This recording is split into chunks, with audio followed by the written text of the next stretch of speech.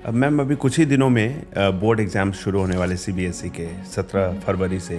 तो बच्चों को क्या टिप देना चाहेंगे कि वो कम समय में कैसे प्लान करें, एग्ज़ाम के लिए कैसे तैयारी करें कि वो अच्छा परफॉर्म कर सके? Generally I use to always give this strategy सारे स्टूडेंट्स को कि सबसे पहले तो अभी क्या है कि थ्योरी में नहीं जाना है, यानी कि बिल्कुल डिटेल में पढ़ाई तो करना ही नहीं है, वो टाइम हो चुका है। तो कुछ बातों का ध्यान में रखना है स्टूडेंट्स के लिए। कोई भी चैप्टर को अगर हम देखते हैं, मान लीजिए लाइफ प्रोसेस हुआ, साइंस का एक बहुत हाई वेटेज चैप्टर है, तो वो अगर मान लीजिए 20 to 25 पेजेस का है, तो अभी स्टूडेंट को क्या करना है, कोई भी स्टूडेंट्स इस चीज़ों को समझ गए तो they can play the game. The reason क्या है, सीबीएसई मार्क्स इसलिए नहीं देता है कि आप राइट आंसर लिखें, सीबीएसई मार्क्स इसलिए आपको देगा कि आप, सीबीएसई ने अनाउंस कर दिया है पहले से ही कि 2 एग्ज़ाम्स होंगे। क्योंकि इस साल अब क्या है कि सप्लीमेंट्री नहीं रहेगा, second exam has to be considered as improvement exam only.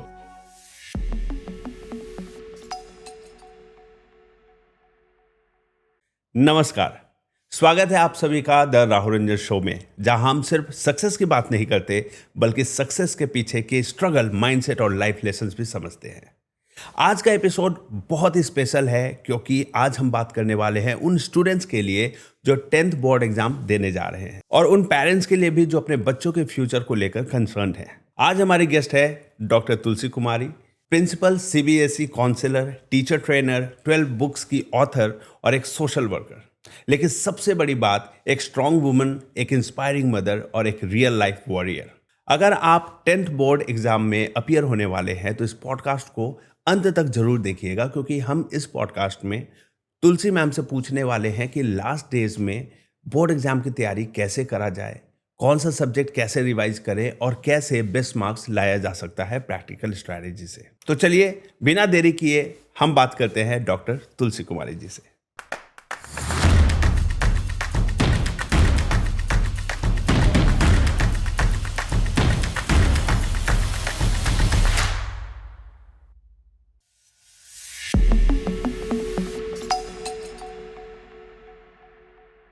Thank you ma'am, आज पॉडकास्ट में आने के लिए। कैसे हैं आप? अच्छी हूँ sir. First of all it's my honour that you have called me here. So अच्छा लग रहा है यहाँ पे आकर। आपका फर्स्ट ऑफ ऑल स्टूडियो बहुत अच्छा है, बहुत अच्छा लगा, बहुत पॉजिटिव एनवायरनमेंट है ये। Thank you so much. It's very good, I have been here. अच्छा, तो आप हैदराबाद में रहती हैं? हाँ, मैं हैदराबाद में पास्ट 18 ईयर्स से रह रही हूँ वहाँ पे, तो एजुकेशन के फील्ड में वहीं पे ही काम कर रही हूँ। आपके प्रोफाइल में लिखा है आप प्रिंसिपल हैं। किस स्कूल में आप प्रिंसिपल हैं मैम? अभी तो फ़िलहाल मैं as a academic head there the multiple schools में जिनको गाइड करती हूँ, जैसे रेजोनेंस हुआ, फिर पानिनिया स्कूल हुआ, तो काफ़ी सारे स्कूल्स हैं जिनको गाइड करती हूँ, and as a principal also I take care of. तो पार्ट ऑफ दैट ऑडिट करती हूँ, टीचर्स को ट्रेन करना, करिकुलम डिज़ाइन कैसे करते हैं, बुक्स पे रिव्यू। तो इन सारे एजुकेशन के फील्ड में अभी जहाँ पे NEP 2020 इतना काम कर रहा है, तो एज एन एजुकेटर ये हमारा भी एक रिस्पॉन्सिबिलिटी होता है कि एजुकेशन की बारीकियों को समझें, क्योंकि अगर हम ट्रेंड है, प्रिंसिपल अच्छे से ट्रेन है, और तो क्या होता है कि हम टीचर्स को ट्रेन कर सकते हैं, और जब हम टीचर्स को ट्रेन कर सकते हैं अच्छे से, तो टीचर ऑब्वियसली स्टूडेंट्स को ट्रेन करेगी। और अगर स्टूडेंट्स ट्रेन है तो ऑब्वियसली हम सोच सकते हैं कल को हमारा देश भारत भी एक डेवलप कंट्री, ऑब्वियसली जो बनाने का सपना है हमारा, वो बन सकता है। तो obviously completely into this field since past 18 years, and I am very proud of that. तो आप कैसे ट्रेनिंग देती हैं टीचर्स को, उनको पढ़ाने के तरीके सिखाती हैं? जनरली अभी जैसे अब सीबीएसई के मॉडल को भी आप देखेंगे, तो अगर हम ध्यान देंगे तो काफ़ी सारे ट्रेनिंग प्रोग्राम ऑलरेडी गवर्नमेंट चला रही है। तो उसमें काफ़ी सारे मॉडल होते हैं, जहाँ पे क्लासरूम मैनेजमेंट हुआ आपका, फिर जो कॉमन है, जो सब किसी हर टीचर्स को भी पता है। अपार्ट ऑफ दैट NEP 2020 के बाद बहुत चेंजेस आए, करिकुलम में बहुत चेंजेस आए, जैसे कि लेसन प्लान टीचर्स किस तरीके से बनाना चाहिए जो क्लासरूम में दिखे। पहले क्या होता था, बहुत एक रोट लर्निंग टाइप का एक माहौल था। पर जब अभी अगर आप देखते हैं कि बोर्ड एग्ज़ाम में जब हम पूरा कंट्री कहीं ना कहीं बात कर रहा है कि अब रोट लर्निंग नहीं रहा, कॉम्पिटेंसी बेस्ड। सो कॉम्पिटेंसी बेस्ड क्वेश्चंस कब स्टूडेंट्स लिख सकते हैं? जब टीचर उस तरीके का माहौल क्लासरूम में लेकर आती है। तो क्लासरूम में वो कब लेकर आएगी? जब टीचर्स को क्लैरिटी रहता है कि किस तरीके से वो अपना लेसन प्लान, वीक प्लान को डिज़ाइन माइक्रो लेवल में करें। तो ये सारी चीज़ों की ट्रेनिंग हम देते हैं।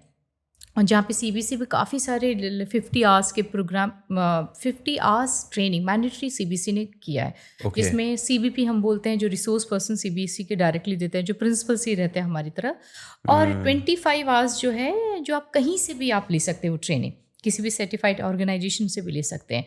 बट उसमें यही बताया गया कि आप सिखाइए टीचर्स को, स्कूल को भी बताइए, टीचर्स को भी सिखाइए कि आप अपने क्लास को अच्छे से डिज़ाइन कीजिए, आप अपने करिकुलम को इतना अच्छे से डेवलप कीजिए कि स्टूडेंट्स कल को फ्यूचर में फेस ना करें कोई भी चैलेंज। स्टडी मतलब ये नहीं हुआ कि आप एक बुक को खोलकर कोई सब्जेक्ट को पढ़ रहे हैं, उसको आपके लाइफ में अप्लाई कैसे करना है। तो ये चेंजेस NEP 2020 बहुत डिटेल में लेकर आए।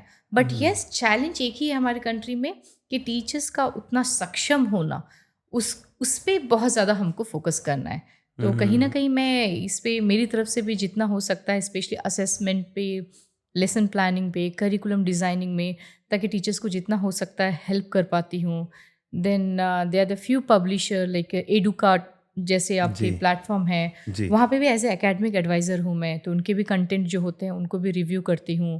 तो मल्टीपल चीज़ों में इन्वॉल्व हूँ, क्योंकि एक बोलते हैं ना, किताब एक किताब नहीं है, वो कहीं ना कहीं कल हमारी सोच बन जाती है जी। तो वो सोच को कैसे डेवलप करना है, किस तरीके से क्लासरूम में लेकर आना है, तो in all these are the part of NEP 2020, जिस पे गवर्नमेंट तो काम कर ही रही है। बट ये हमारा भी कर्तव्य बनता है कि when we are an educator, तो we need to be trained and we need to be very skilful to bring into the classroom. क्या बात है। अच्छा, मैंने ये नोटिस किया है, क्योंकि मैं भी एक फादर हूँ और मेरा बेटा जब स्कूल जाता है, कई स्कूल्स का मैंने देखा है कि, और सुना भी है कई पेरेंट्स से, कि स्कूल्स 8-9 तक तो बहुत ही कैजुअली बच्चों को पढ़ाते हैं। उतना जो एक होता है कि सिलेबस को टाइमली पूरा करना। मैं झारखंड से हूँ, तो वहाँ पे एक नवोदय नेटरहाट स्कूल है। नेटरहाट स्कूल के बच्चे झारखंड के सारे टॉपर के टॉप 100 में से 98 लगभग नेटरहाट स्कूल से होंगे। सीरियल नंबर से चलता है, और वहाँ के बच्चे ना 100% मार्क्स, 99% और 98%। तो उन लोगों का क्या देखा है पढ़ाने का तरीका, कि वो 1 साल के सिलेबस को ना इस तरीके से प्लान करते हैं कि आपको 3-4 महीने में सिलेबस कंप्लीट कर देंगे। जिस क्लास में अगर 8 का बच्चा है, तो वो 8 की पढ़ाई वो 7th में ही कर चुका था। बताऊंगा कैसे, क्योंकि अगले क्लास का कैसे टच करेंगे। 3-4 महीने के अंदर में ये ऐसा, मैंने वहाँ के टीचर से पूछा था जब हम विजिट पे गए थे कि सर यहाँ कैसे होता है, तो उन्होंने बताया कि यहाँ के बच्चे टॉपर क्यों होते हैं। 3-4 महीने में सिलेबस पूरा कर दिया, अब उसका रिवीजन करना शुरू कर दिया।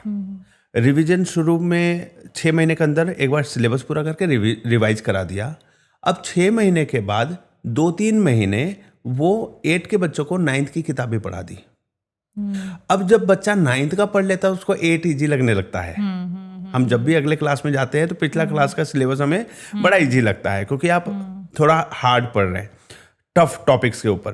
तो जब कॉम्प्लेक्स चीज़ें आप पढ़ लेते हैं 9th का, और फिर क्या हुआ, जब एग्जाम की डेट आने लगती है, तो फिर आखिरी के 3 महीने में फिर से रिवीजन कराने लग जाते हैं, पूरा फास्ट फॉरवर्ड में करके। तो वो बच्चे बहुत इजी फील करते हैं अपने सब्जेक्ट को। अब वो 9th में जाता है बच्चा, तो आपको पता है कि वो कई चैप्टर्स वो पहले ही पढ़ चुका था, इंपॉर्टेंट जो कनेक्टेड है 8 के सब्जेक्ट से। तो इस प्रकार की सोच प्राइवेट स्कूल्स में मैं देखता हूँ, स्पेशली देश के कई शहरों में। वो 8-9 तक तो बच्चों को बहुत, मतलब कई स्कूल का तो यही नहीं पता होता कि सिलेबस पूरा हुआ है कि नहीं हुआ। लास्ट में हार्ड एंड फास्ट करने लग जाते हैं। और फिर 10th में आके इतना स्ट्रिक्ट हो जाता है कि भाई टेस्ट भी हो रहे हैं, एग्जाम के लिए तैयारी भी करा रहे, पढ़ा रहे हैं। तो मैम, आप किस तरीके से इसको देखती हैं? आप क्या सजेशन देती है अपने स्कूल्स के जितने भी ट्रेनिंग देती है, क्या आप ये लूपहोल देखती हैं आप इस प्रकार का? बहुत आपने जो है, मैं बोल सकती हूँ, बहुत बारीकियों से समझा, और आपने आंसर आप ही दे दिए हैं। इसको अगर मैं एजुकेशन के लैंग्वेज में अगर बोलूँगी तो जब हम NEP 2020 को भी समझते हैं जी तो ये लूप होल जब गवर्नमेंट को भी कहीं ना कहीं उनके नोटिस में भी है कि ये कमियां हैं हमारे स्कूल्स में, स्पेशली प्राइवेट स्कूल्स में है, जहाँ पे टीचर्स हरी में रहते हैं कि कैसे भी करके हमको सिलेबस ख़त्म कर देना है, और बच्चा जो है, स्टूडेंट जो है, प्रेशर कब फील करता है 9th एंड 10th में। तो इसका जो सबसे पहले सोल्यूशन है, जो स्कूल मैनेजमेंट को भी समझना चाहिए, स्कूल को भी समझना चाहिए, टीचर को भी समझना चाहिए कि अगर हम ग्रेड 1 टू ग्रेड 10 तक अगर आप देखेंगे तो आपको दिखेगा कि टॉपिक तो खाली 10 टू 15 ही टॉपिक्स हैं। जी मैथ में कितने टॉपिक्स हार्डली आप निकाल पाएंगे, मैक्सिमम 15 टॉपिक्स ही आप मेन जो आपका कोर कॉन्सेप्ट टॉपिक है, जी ज़्यादा तो है नहीं। साइंस में भी बचपन से हम 4th क्लास में फोटोसिंथेसिस आपका इंट्रोड्यूस हो जाता है, जी फिर 10th में भी सेम है। तो यानी कि इसको फिल्टर करना, आपको क्लास को कंप्लीट करना आपका टारगेट नहीं होना चाहिए। ग्रेड 1 टू ग्रेड 10 तक स्कूल को मस्ट फोकस करना चाहिए कि किस तरीके से ग्रेड 1 ग्रेड 10 के साथ अलाइन है। वो सारे टॉपिक्स को डिपार्टमेंट वाइज के हिसाब से बैठना चाहिए, फिल्टर करना चाहिए, और कौन सा टॉपिक कौन से क्लास में ख़त्म होना चाहिए और किस तरीके से अलाइंड है। जब तक टीचर और स्कूल इस पे काम नहीं करेंगे तो ये प्रॉब्लम रहेगा ही, क्योंकि हम स्कूल इसलिए नहीं खोल रहे हैं कि हम एक बिजनेस करना है। जी स्कूल एक एजुकेशन प्लेटफॉर्म है। जैसे जी पुराने ज़माने में जब गुरुकुल प्रथा होती थी हाँ तो कुछ साल तक कुछ एक ही स्किल को सिखाया जाता था। राइट तो सेम कहीं ना कहीं एक टाइम के साथ वो गुरुकुल प्रथा तो आज के डेट में तो रहा नहीं, ना के बराबर है। पर लेकिन अगर हम इंडियन नॉलेज सिस्टम को अगर देखेंगे, जो पुरानी टाइप का सिस्टम था, तक्षशिला हुआ, आपका नालंदा हुआ, वहाँ पे पढ़ाते कैसे थे? ओके वहाँ पे एक बैच लिया जाता था कि ये बैच जो है, ये 4-5 साल जो है बच्चे को खाली यही स्किल सिखाया जाएगा, यही टॉपिक ही सिखाया जाएगा। ट्रेन कर देना अगर हाँ, तो अगर इंडिया में अगर हम NEP 2020 देखेंगे तो वही बात कर रहे हैं जिसको हम ब्रेथ एंड बैलेंस बोलते हैं। Okay. यानी कि आप टॉपिक्स को सब्जेक्ट के हिसाब से फिल्टर कर लीजिए, अच्छा और टीचर जब पढ़ा रही है, जैसे आप बताएं जिस स्कूल के नाम बता रहे हैं, उस टॉपिक को ही पहले वो फोकस करते हैं। वो ये नहीं बोलते हैं ये chapter 1 chapter 2 chapter 3 and all. वो टॉपिक आपको फिल्टर करना होता है, और बच्चों को जितना जल्दी आप वो हर एक चैप्टर जो लेसन होता है उसमें कुछ की टॉपिक्स होते हैं, जी और आप किसी भी चैप्टर में देखिए हार्डली 4 to 5 की टॉपिक ही होते हैं। की टॉपिक से रिलेटेड की वर्ड्स, की टर्म्स होते हैं। क्या तो बात वो है की टर्म्स और की कुछ नहीं है सर, वो वर्ड जो है उसकी वोकैबुलरी स्टूडेंट समझना। यानी कि अगर आप मान लीजिए क्लोरोफिल हुआ, क्लोरोफिल से रिलेटेड आप क्या मतलब क्या है क्लोरोफिल का, वो अगर बच्चा अगर उसको डेफिनेशन में पढ़ लेता है तो वहीं पे वो रोट लर्नर बन जाता है। पर जब वो ये समझ जाएगा क्लोरोफिल, वो जो ग्रीन कलर जो प्रेजेंट है इस लीव में, वो कहीं ना कहीं क्लोरोफिल है, तो वो समझ होना स्टूडेंट के लिए बहुत ज़रूरी है। वो कब होगा? जब हम एक सिलेबस जैसा ना जाए, हम ये समझना है कि कोर कॉन्सेप्ट हर टॉपिक का कौन से क्लास के साथ अलाइन होना चाहिए। अगर इस पे हम वर्क करेंगे इंडिया में, specially I am talking about the private school और government school as well, so teacher को बहुत ग्राउंड लेवल में वर्क करना होता है sir. But no doubt there are many good schools also in our country. बहुत, मैं नाम नहीं लेना चाहूँगी कि कितने सारे, बहुत सारे अच्छे अच्छे स्कूल्स हैं जहाँ पे टॉपिक को फोकस किया जाता है, सिलेबस को फोकस नहीं किया जाता है। तो जिस दिन हम टॉपिक को समझेंगे, कौन सा कॉन्सेप्ट कौन से उम्र में बच्चों के लाइफ में बिल्कुल क्लियर हो जाना चाहिए कि फ्रैक्शन कौन से एज में बिल्कुल समझ में आना चाहिए, ना कि ये नहीं कि आप पूरा चैप्टर ख़त्म करने पे हड़बड़ी में आप लग गए हैं, तो ऑब्वियसली यहाँ पे डैमेज हो रहा है सर। तो ये गैप को तो ज़रूर रोकना बहुत ज़रूरी है, क्योंकि 9th एंड 10th में, वरना बच्चा क्या होगा, कोई भी student they feel more burden, more stress, क्योंकि ग्रेड 1 टू ग्रेड 8 तक में भी क्या हुआ है, सिलेबस ही वो खाली कंप्लीट किया है, टॉपिक नहीं समझा है। 9th एंड 10th में हम डायरेक्टली बोल रहे हैं कि कॉम्पिटेंसी बेस्ड क्वेश्चन पूछा जाएगा।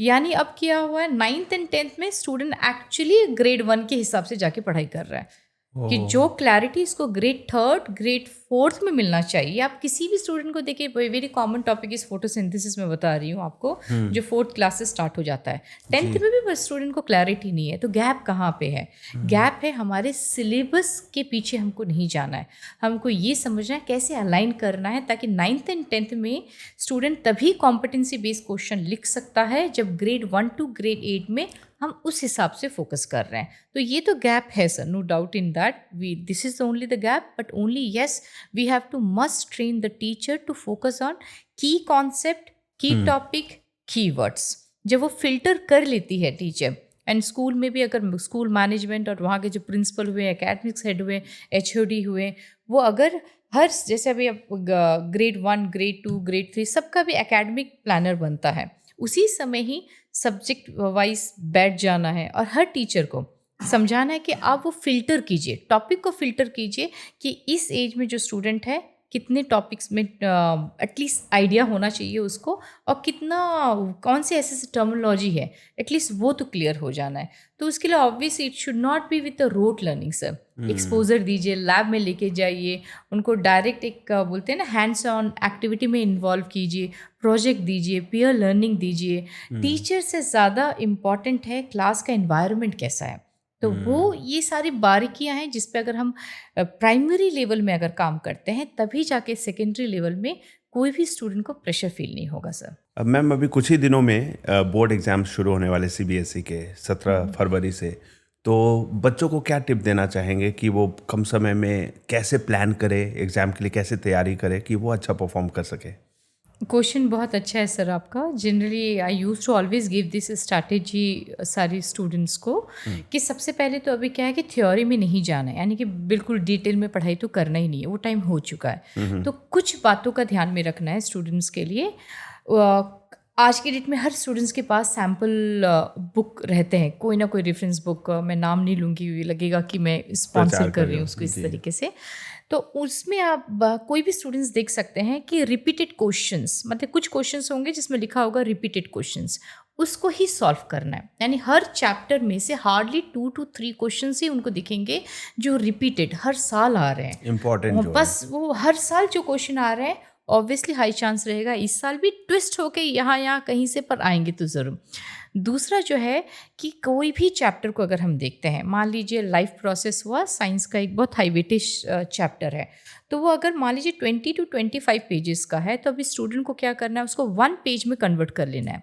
उसके लिए उनको क्या कर सकते हैं, आज के डेट में ChatGPT है, AI है, वो उसका PDF अपलोड कर दीजिए और उसको बस बोल दीजिए हाई वेटेज कीवर्ड्स के साथ, डेफिनेशन के साथ, डायग्राम के साथ 1 पेज में कन्वर्ट कर देने। तो अगर आपके पास 15 चैप्टर्स हैं जो 140 पेजेस का होगा, वो आपके लिए खाली 15 पेजेस में कन्वर्ट हो गए हैं। तो अब स्टूडेंट्स को क्या करना है, 15 पेजेस 2 दिन में तो ईजी है, at least they can mug up. तो अभी डेफिनेशन, जैसे साइंस में डिफिनेशंस होते हैं, मैथ में भी डिफिनेशंस होते हैं, फॉर्मूलाज, डिफिनेशंस, डायग्राम, मैप और कीवर्ड्स यानी कि हर टॉपिक के कीवर्ड्स 10 to 15 मगअप कर लेना है। तो अगर कोई भी स्टूडेंट्स इस चीज़ों को समझ गए तो they can play the game. The reason क्या है, सीबीएसई मार्क्स इसलिए नहीं देता है कि आप राइट आंसर लिखें, सीबीएसई मार्क्स इसलिए आपको देगा कि आप कितना वेल स्ट्रक्चर समझ कर लिखें। पर जब हम समझ के लिख रहे हैं तो कैसा लिखना है, वो प्रॉपर आपको कीवर्ड्स यूज़ करने चाहिए। तो इसीलिए अभी स्टूडेंट्स को पढ़ना नहीं चाहिए। अगर वो यूट्यूब, मैं तो सारे स्टूडेंट्स को पहले सजेशन दूंगी, स्टॉप वॉचिंग यूट्यूब वीडियो। आजकल के बच्चे बहुत सारे यूट्यूबर्स हैं, उनको फॉलो कर रहे हैं, वो सब करें, पर अभी टाइम नहीं है उनके पास। तो अभी क्या करना है, प्रैक्टिस करना है। प्रैक्टिस के लिए क्या करना है, लिखना है। जितना ज़्यादा लिखेंगे उतनी अच्छी प्रैक्टिस होगी, क्योंकि आप किसी भी स्टूडेंट के लिए वो 3 आवर्स बहुत इंपॉर्टेंट है। तो 3 आवर्स इंपॉर्टेंट कैसे रहेगा, जब आपकी स्पीड ऑफ राइटिंग बहुत अच्छी है। वरना हम अक्सर देखते हैं कि जब स्टूडेंट्स लिखना स्टार्ट करते हैं, स्टार्टिंग के 4-5 पेजेस बहुत अच्छे रहते हैं, लास्ट में आप देखेंगे कि वो डांस कर रहे हैं पूरा राइटिंग। मतलब क्या है, स्पीड, यानी स्टूडेंट ने प्रैक्टिस नहीं की थी। तो right now this month February whole month they should not read, they should only write. तो अगर इन सब बातों को ध्यान दिए, PYQ repeated questions, keywords, well structure, आपका डेफिनेशन, फॉर्मूला, डायग्राम, और इन सब को ही बस प्रैक्टिस करें। तो जैसे आप ही बोले थे, रिवीजन, जितना ज़्यादा रिवाइज करेंगे, बट रिवाइज पढ़ के नहीं करना है, खाली लिख कर करना है। बस इन सब चीज़ों का ध्यान देना उनको। थैंक यू मैम, बहुत अच्छा इन्फॉर्मेशन दिया। ये बात मुझे बहुत अच्छी लगी, जो बच्चों को ज़रूर ध्यान देनी चाहिए कि वीडियो कम वॉच करें अभी और लिखने का प्रैक्टिस करें, क्योंकि अल्टीमेटली परफॉर्मेंस तो लिखने से ही आएगी, और एग्ज़ाम में लिखना ही है, ओरल तो है नहीं कि बोल के और आंसर देना है। तो ये बच्चे कैसे लिखने की प्रैक्टिस करें ताकि हाई स्पीड में भी अगर लिखे, स्पीड में भी लिखे, तो उनका हैंडराइटिंग ख़राब ना हो? जनरली स्टूडेंट्स क्या करते हैं जब लिखने के फ्लो में आ जाते हैं तो लिखते जाते हैं। तो इसीलिए कभी भी ज़्यादा लिखना नहीं है और अपने फ्लो में नहीं लिखना है। तो सबसे पहले जो मैं हमेशा बोलते हैं आईबीसी फार्मूला, यानी introduction, body and conclusion. Introduction का मतलब क्या है, जो भी क्वेश्चन पूछा गया है उसको पहले आप इंट्रोड्यूस कीजिए। मतलब ऑब्वियसली कोई की कमांडिंग वर्ड होगा जिसके बारे में स्टूडेंट को लिखना। मान लीजिए हेरिडिटी हुआ, ग्लोबलाइजेशन हुआ, तो ग्लोबलाइजेशन के बारे में 2 लाइन लिखकर फिर आंसर को लिखना है। तो आंसर को कैसे लिखना है, पॉइंट्स में लिखना है। अगर 4 मार्क्स का क्वेश्चन है तो एटलीस्ट 3 पॉइंट्स स्टूडेंट को, मिनिमम 3 to 4 पॉइंट्स लिखना है। तो ग्लोबलाइजेशन रिलेटेड एटलीस्ट कुछ की वर्ड्स उनको ध्यान में रखना है। तो जैसे मान लीजिए पॉपुलेशन हो सकता है, अवेयरनेस हो सकता है, तो they have to just write on job opportunity. तो वो पॉइंट्स है, फिर उसको 2 लाइन्स में डिस्क्राइब कर देना है एंड एंड में कंक्लूजन विद द एग्जाम्पल। तो इससे क्या होता है, वो ज़्यादा तो नहीं लिखे पर बहुत वेल स्ट्रक्चर में लिखे। तो इससे क्या होता है कि ऑब्वियसली जो इवैल्यूएटर है उसको भी बहुत अच्छा इंप्रेशन स्टूडेंट पे आ जाता है कि ज़्यादा तो नहीं लिखा है पर जो लिखा है बहुत वैलिड लिखा है। तो अब इनको क्या होता है, टाइम भी यहाँ पे सेव हो जाएगा स्टूडेंट का, और हाईलाइट भी बहुत नीट वे में उसको प्रेजेंट कर सकते हैं आप, क्योंकि बहुत छोटे छोटे लाइन्स हैं, ज़्यादा नहीं है पर वेल Correct. स्ट्रक्चर है। तो इसको फोकस कर सकते हैं कोई भी स्टूडेंट। और एग्जाम के बीच में जो गैप्स मिले हैं उसको कैसे यूटिलाइज करें? देखिए, एग्ज़ाम के बीच में जब गैप आता है दिया गया है, उसके पीछे रीज़न ये है कि आप रिवाइज़ कीजिए। यानी कि आपको जब भी गैप, अभी चाहे सोशल है हुआ, साइंस हुआ, जब टाइम आपको दिया गया है उस समय आपको क्या करना है, अगेन पीवाईक्यू को ही सॉल्व कीजिए आप, और कॉम्पिटेंसी बेस्ड क्वेश्चन को सॉल्व कीजिए। तो कॉम्पिटेंसी बेस्ड क्वेश्चन को सॉल्व करने के लिए आपको क्या करना है, ऑलरेडी सीबीएसई की तरफ से जो बुक अपलोडेड है, कॉम्पिटेंसी बेस्ड बुक जो आपकी वेबसाइट में, उनमें से कुछ टफ क्वेश्चंस को सॉल्व करना है, ताकि ये देखना है कि एम आई प्रिपेयर्ड और नॉट। और जो स्कोरिंग एरिया है जहाँ पे हमको लगता है कि स्कोर बहुत इजीली कर सकते जैसे मान लीजिए अगर आपका सोशल और साइंस हुआ तो हर चैप्टर के कुछ फ्लो चार्ट बना लेना है, उसको ध्यान में देना है।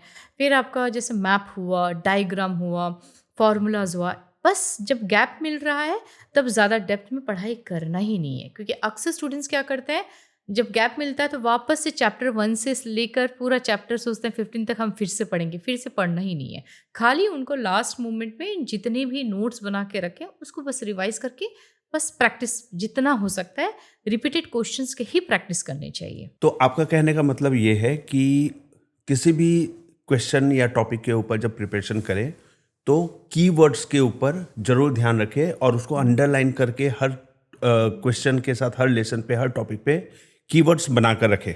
हाँ, ये बहुत इम्पॉर्टेंट है, क्योंकि देखिए एग्जामिनर को भी क्लैरिटी होना चाहिए कि स्टूडेंट जो वो की कॉन्सेप्ट जो क्वेश्चन पूछा गया है तो उस क्वेश्चन के रिलेटेड बच्चे को कितना आइडिया है। तो आइडिया कैसे कैसे हम फिल्टर करेंगे, उस सब्जेक्ट, उस की टॉपिक रिलेटेड कीवर्ड से, क्योंकि की टर्मिनोलॉजी जो होता है Right. वो ऑब्वियसली जितना ज़्यादा अगर स्टूडेंट यूज़ करेगा तो इसका मतलब क्या है, he has learned a lot. क्योंकि हर साइंस अलग हो, जैसे मान लीजिए अगर हिस्ट्री में कोई भी क्वेश्चन फ्रेंच रिवोल्यूशन रिलेटेड अगर पूछा गया है तो की अगर पूछे हैं तो keywords we will be searching. मान लीजिए क्लर्गी हुआ, नोबिलिटी हुआ, किंग्स के नेम हुए और डेट्स हुए, तो ये सब कीवर्ड्स का रोल प्ले करता है। अदरवाइज क्या होगा कि कोई भी स्टूडेंट अपनी मर्जी से कहानी लिखते जाते हैं Right. तो उसमें कोई इंटरेस्ट नहीं है एग्जामिनर को। वी वांट कि they should write very precise, क्योंकि कल को यही स्टूडेंट कल को नीट लिखेंगे, जेई लिखेंगे, यूपीएससी लिखेंगे, तो ये आर्ट अभी से आना चाहिए कि किस तरीके से लिखा जाना चाहिए, कौन से कीवर्ड्स है, कौन से की कॉन्सेप्ट है, कौन से कमांडिंग क्वेश्चन से क्वेश्चंस भी कैसे पूछे जाते हैं, explain, describe, define, state, list, वो भी डिफरेंस उनको समझ में आना चाहिए। वरना स्टूडेंट समझ नहीं पाते कि हायर ऑर्डर क्वेश्चंस कौन से हैं, लोअर ऑर्डर क्वेश्चंस कौन से हैं। तो ये जितना ज़्यादा स्टूडेंट्स समझ जाएंगे और हर क्वेश्चन चाहे आपके लोअर ऑर्डर है, हायर ऑर्डर है, कीवर्ड्स अगर आप ऐड किए हैं तो क्लैरिटी मिल जाता है कि ऑब्वियसली स्टूडेंट को पता है। इंग्लिश को छोड़कर दूसरे सब्जेक्ट में अगर आंसर बच्चा लिख रहा है और उसमें स्पेलिंग मिस्टेक्स करते हैं वो बच्चे, तो उसमें कितना मार्क्स कटने का चांस होता है? देखिए, ये डिपेंड करता है जनरली इवैल्यूएटर पे भी। अगर बहुत वेल स्ट्रक्चर आपका लिखा गया है तो मार्क्स जनरली बाकी सब्जेक्ट्स में तो कहीं ना कहीं थोड़े बहुत इग्नोर होते हैं, पर पूरा इग्नोर नहीं होते हैं, क्योंकि हमको भी पता है कि आप 10th के बोर्ड लिख रहे हैं तो आपको बेसिक तो नॉलेज होना चाहिए स्पेलिंग्स के, क्योंकि इंग्लिश एक ऐसा लैंग्वेज हो गया है कि हमारे जितने भी टॉप मोस्ट एग्जामिनेशन है कंट्री के, जी। तो इंग्लिश के ऑब्वियसली हायर लेवल के ग्रामर चेक करते हैं। तो ये एक थोड़ा सा मीथ जैसा स्टूडेंट्स को है कि हम इंग्लिश में ही स्पेलिंग के लिए डिडक्शन होता है, ऐसा नहीं है। अगर आप बाकी सब्जेक्ट्स में भी लिख रहे हैं, क्योंकि स्पेलिंग्स मिस्टेक से आपका सेंटेंस जो फ्रेमिंग होता है वो उतना प्रॉपर नहीं हो पाता है और इम्प्रेशन थोड़ा रॉन्ग बन जाता है। जहाँ पे आपको 4 मार्क्स मिलना था, शायद हो सकता है अगर आप 4-5 मिस्टेक किए हैं तो 3.5 ही मिलेगा, तो क्यों मार्क्स को लूज़ करना। तो मेरा तो रिक्वेस्ट रहेगा किसी भी स्टूडेंट से स्पेलिंग मिस्टेक्स को थोड़ा इग्नोर करने के लिए।